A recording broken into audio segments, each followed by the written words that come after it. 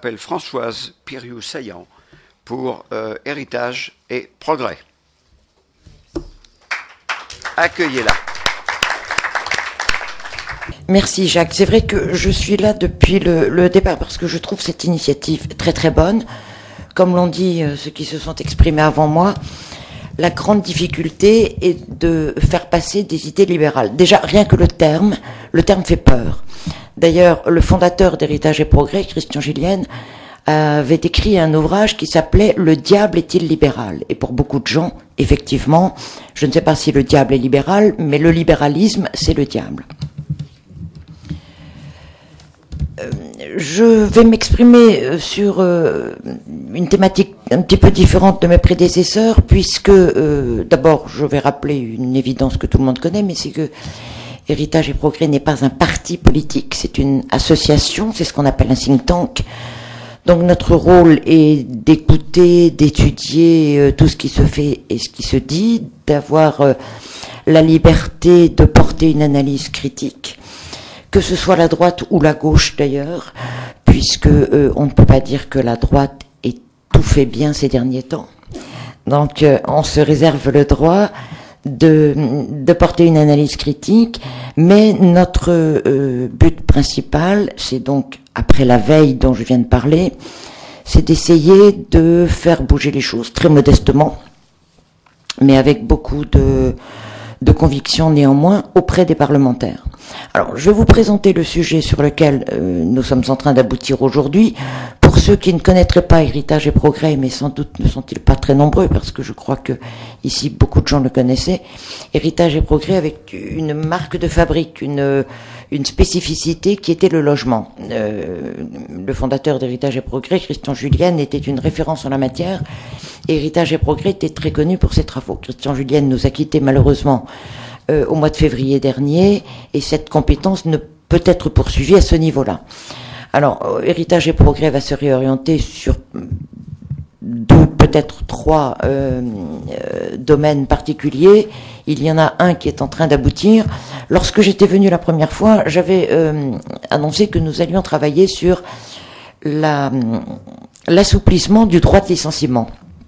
C'est un gros problème en France, pas seulement en France, il y a d'autres pays, notamment du sud de l'Europe, dans lequel le contrat de travail est tellement rigide qu'il crée beaucoup de chômage. Ça, c'est un point important. Et puis, au fil du temps, nos réunions ont démarré et nous avons reçu le témoignage de chefs d'entreprise qui ont mis l'accent sur l'apprentissage.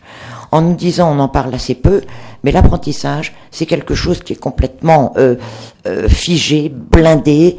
Enfin, Monsieur de Guénin parlait des 3400 ou 3500 pages du Code du travail. L'apprentissage est dedans, et comme tout le reste, c'est incompréhensible, c'est extrêmement confus. Et partant donc de cette idée de promouvoir l'assouplissement du droit de licenciement, nous en sommes arrivés à l'apprentissage, et de l'apprentissage, nous en sommes arrivés à l'alternance. Alors, vous allez me dire, par rapport à mes prédécesseurs qui ont eu des évocations beaucoup plus générales, nous sommes sur un point extrêmement précis, presque microscopique. Nous pensons à Héritage et Progrès, et nous le vivons depuis les 10 ans qu'Héritage et Progrès existent, on peut aussi faire bouger les choses quelquefois par des toutes petites portes d'entrée, des toutes petites choses. Nous avons donc monté un dossier alors je ne veux pas vous donner le détail de ce dossier parce que ce serait un petit peu laborieux. En fait, nous avons réécrit la partie du Code du travail qui est concernée à la formation en alternance. Puisque partant donc de l'apprentissage, nous avons découvert qu'il y a deux formes plus une, si on peut dire, d'alternance en France, l'apprentissage proprement dit, le contrat de professionnalisation, et puis les étudiants qui vont faire des stages pour qui c'est une forme d'alternance. On se met quand même un peu à la place d'un chef d'entreprise, et en particulier d'un patron de TPE. Je ne sais pas comment ils font pour s'y retrouver, c'est incompréhensible. Sans entrer dans le détail, mais juste très rapidement, le contrat d'apprentissage est réservé aux jeunes de 16 à 25 ans, si je ne me trompe pas. Le contrat de professionnalisation est ouvert aux mêmes, mais à d'autres en plus. Vous avez des conditions qui quelquefois d'ailleurs se contredisent d'une ligne à l'autre. C'est un fatras pas possible. Donc ce que nous avons fait un dossier qui va partir auprès des parlementaires. Nous proposons de fondre tous les contrats en un seul contrat d'alternance, qu'il soit ouvert à tous. D'abord, qu'on puisse commencer des contrats en alternance avant l'âge de 16 ans, ce qui nous semble tard, mais surtout qu'il soit ouvert à tous. Il y a en fait deux grandes problématiques. Il y a des jeunes qui ont besoin d'apprendre un métier, de se former, et qui n'ont pas forcément envie de se lancer dans des études académiques, intellectuelles et longues. Donc, ils sont aujourd'hui quand même à peu près 120 000 à ne posséder aucune qualification. Ni pour certains, pas de diplôme du tout, rien. Ils ont quitté le système scolaire. Et d'autres n'ont que le brevet des collèges. Donc évidemment, ça fait un petit peu juste. Et l'apprentissage, sans être la réponse à tout et la solution, est sans doute l'une des pistes à explorer. En tout cas, c'est ce que nous indiquent les pays, on va dire, germaniques, hein, la Suisse, l'Allemagne, l'Autriche, la Suède aussi, les Pays-Bas, qui ont développé ce système. Donc, de tous les contrats en alternance qui existent aujourd'hui, n'en faire qu'un seul sur le plan juridique. Qu'un chef d'entreprise puisse se référer à des règles simples, l'ouvrir à tout le monde, et puis essayer d'éliminer les anomalies. Là non plus, je ne vais pas vous donner tout le détail, mais je vais en citer une. Est-ce que vous savez par exemple qu'un apprenti est plus payé de l'heure qu'un ouvrier en poste ? Parce que le contrat d'apprentissage prévoit un pourcentage du SMIC de rémunération suivant l'âge et l'année de la formation. Et vous arrivez en fin de formation, des gens qui sont, par exemple 21 ans, vous avez des gens qui sont plus payés à l'heure que des gens qui ont un poste. Bon, il y a des anomalies comme ça qu'on essaie de corriger.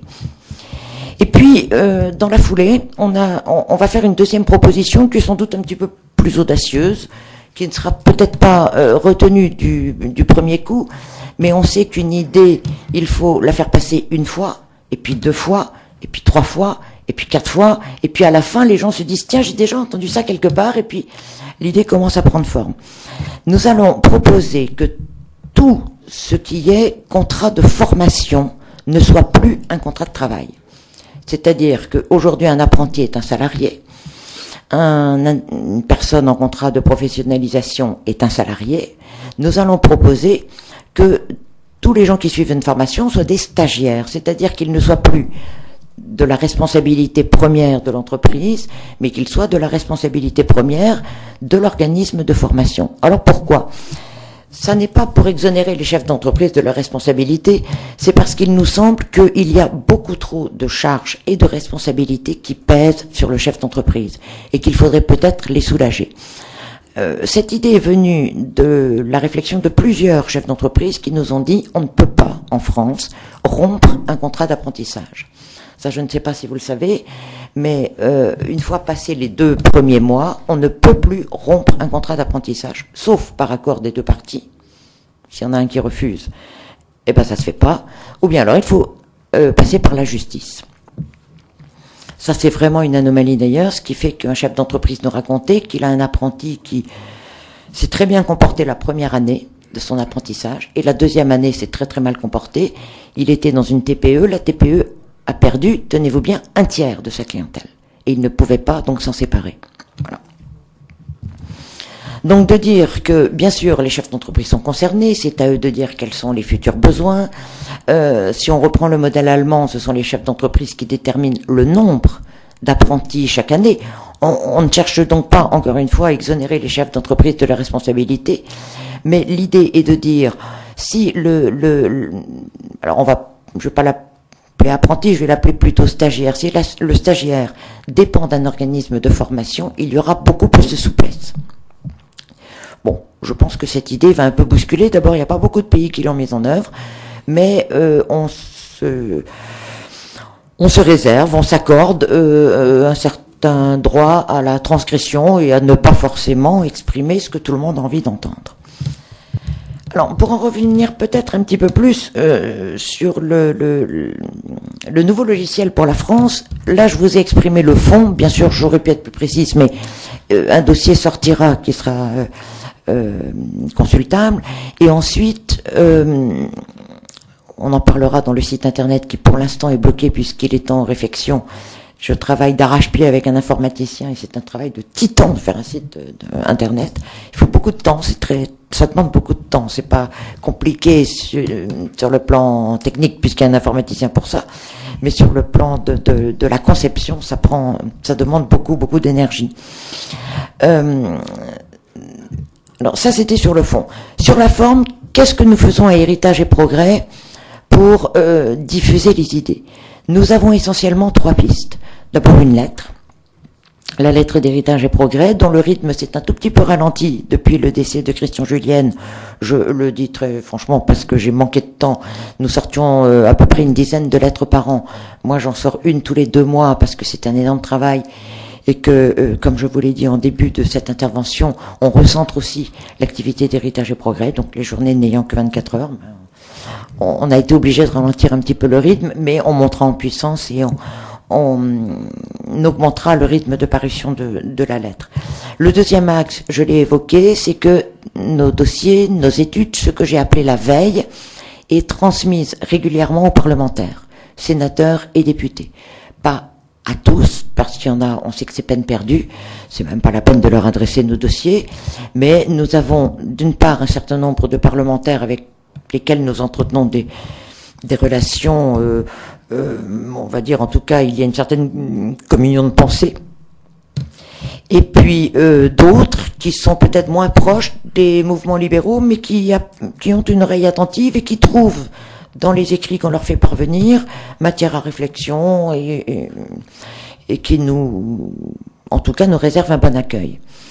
Et puis le troisième axe, qui est un petit peu particulier, mais je vais en profiter, si vous permettez, Jacques, en plus, pour faire une petite annonce, c'est que nous organisons 3 fois par an des dîners-débats, dans lesquels nous faisons venir, alors la plupart du temps des libéraux, mais pas toujours, parce que quelquefois il est intéressant de se confronter avec des gens qui ne partagent pas les mêmes idées, justement, pour trouver des arguments et les contrer. Enfin, la plupart du temps, nous avons quand même des gens qui sont plutôt libéraux.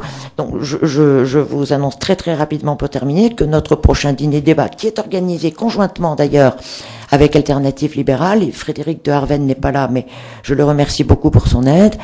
Notre prochain dîner-débat a lieu le 19 juin prochain, et nous avons le grand plaisir d'accueillir un député allemand libéral, puisque vous savez que, contrairement à la France, qui est l'un des très rares pays à n'avoir plus de parti libéral depuis qu'Alain Madelin a décroché, les autres pays européens ont des pays libéraux qui sont quand même des gens qui soit participent au pouvoir, comme en Grande-Bretagne, et qui influent sur la politique.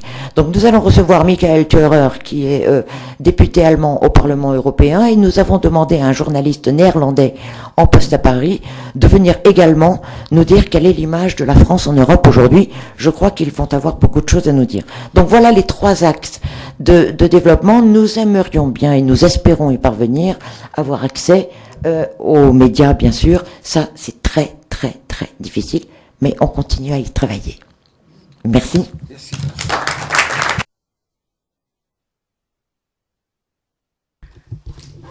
Bien, voilà tout à fait dans la ligne précise de ce que nous avions décidé de faire au départ. Nous avions décidé avec Didier, qui est là, de trouver des actions, de faire sortir des actions. En voilà une. Maintenant, ça n'empêche pas également d'avoir des débats qui sont un peu plus idéologiques, si toutefois on peut mettre des guillemets autour de ce mot-là, pour entourer ces différentes actions. Mais ça, c'en est une. Et je suis heureux de voir que Héritage et Progrès, depuis le début, depuis la première réunion, a tout à fait compris quel était notre objectif et travaille tout à fait dans ce sens-là.